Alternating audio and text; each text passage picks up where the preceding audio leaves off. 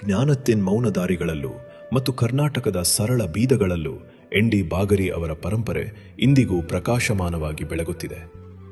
1926ರಲ್ಲಿ ಜನಿಸಿದ ಅವರು ಕೇವಲ ಪಂಡಿತರು, ಆಡಳಿತಗಾರರೂ ಅಲ್ಲ. ಕರ್ನಾಟಕದ ಗ್ರಂಥಾಲಯ ಚಳುವಳಿಯ ಮುಂಚೂಣಿಯಲ್ಲಿ ವ್ಯಕ್ತಿಯಾಗಿದ್ದು, ರಾಜ್ಯದ ಮೊದಲ ರಾಜ್ಯ ಶಿಕ್ಷಣ ಗ್ರಂಥಪಾಲಕರಾಗಿದ್ದರು. ಪುಸ್ತಕಗಳ ಮೂಲಕ ಅವರು ಅನೇಕ ವಿದ್ಯಾರ್ಥಿಗಳು ಮತ್ತು ಸಮುದಾಯಗಳಿಗೆ ಅವಕಾಶಗಳ ಬಾಗಿಲುಗಳನ್ನು ತೆರೆದರು. ಅನೇಕರಿಗೆ ಅವರು ಆಡಳಿತಗಾರರಾಗಿದ್ದರು. ವಿದ್ಯಾರ್ಥಿಗಳಿಗೆ ಅವರು ಮಾರ್ಗದರ್ಶಕರಾಗಿದ್ದರು. ಅನ್ಯಾಯಕ್ಕೊಳಗಾದವರಿಗೆ ಅವರು ಗೌರವದತ್ತ ಕೊಂಡೊಯ್ಯುವ ಸೆಟುವೆಯಾಗಿದ್ದರು.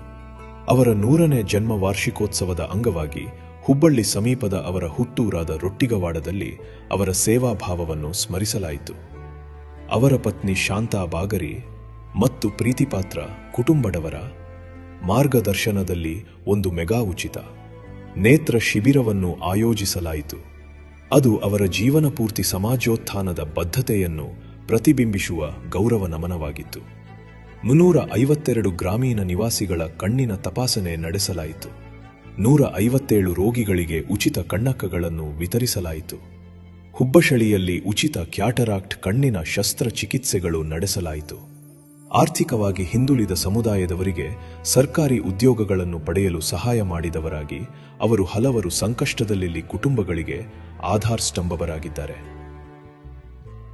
ರೊಟ್ಟಿಗವಾಡದ ಡಾಕ್ಟರ್ ಪ್ರಶಾಂತ್ ಬಗರೆ ಹಾಗೂ ಶಾಂತಾಬಾಯಿ ಬಗರೆ ಇವರ ನೇತೃತ್ವದಲ್ಲಿ ಜೋಶಿ ಆಸ್ಪತ್ರೆಯಲ್ಲಿ ರೊಟ್ಟಿಗವಾಡ ಹಾಗೂ ಕೊಂಕನಕೊರಟ್ಟಿ ಹುಣಸಿ ಗ್ರಾಮದ ಒಟ್ಟು 23 ಜನರಿಗೆ ಉಚಿತವಾಗಿ ನೇತ್ರ ಚಿಕಿತ್ಸೆ ನಮಗೆ ಮಾಡಿದ್ದಾರೆ.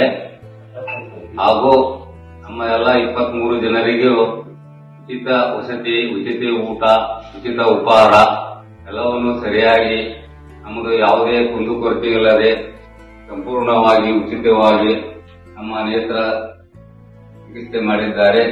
ಅದರಿಂದ ನಮ್ಮ 23 ಜನರಿಗೆ ಹೋದ ನೇತ್ರ ಮತ್ತೆ ಕಾಣುವಂತಾಗಿದೆ. ಅವರಿಗೆ ನಾನು 3 ಗ್ರಾಮದ ಜನರ ಪರವಾಗಿ ಹಾಗೂ ಇದರ ನೇತೃತ್ವ ವಹಿಸಿದ ಬಸವರಾಜ್ ಬಗರೆಯವರು ನಮ್ಮ 3 ಜನರ ಗ್ರಾಮದ ಪರವಾಗಿ ನಾನು ಪ್ರತಿಜ್ಞೆಯನ್ನು ಸಲ್ಲಿಸುತ್ತೇನೆ. 2000ರಲ್ಲಿ ಅವರು ನಮ್ಮನ್ನೆಲ್ಲ ಬಿಟ್ಟು ಅಗಲಿದರು. ಅವರ ಪರಂಪರೆ ಇಂದಿಗೂ ಜೀವಂತವಾಗಿದೆ. ಮರಳಿ ದೊರೆತ ದೃಷ್ಟಿಯಲ್ಲಿ, ಶಕ್ತಿಗೊಂಡ ಜೀವನಗಳಲ್ಲಿ ಮತ್ತು ಅವರು ಸ್ಪರ್ಶಿಸಿದ ಅನೇಕ ಹೃದಯಗಳಲ್ಲಿ. ಹೀಗಾಗಿ ಎನ್.ಡಿ. ಬಾಗರಿ ಅವರು ಇತಿಹಾಸದ ಪುಟಗಳಲ್ಲಿ ವಿಶ್ರಾಂತಿ ಪಡೆಯುವುದಿಲ್ಲ.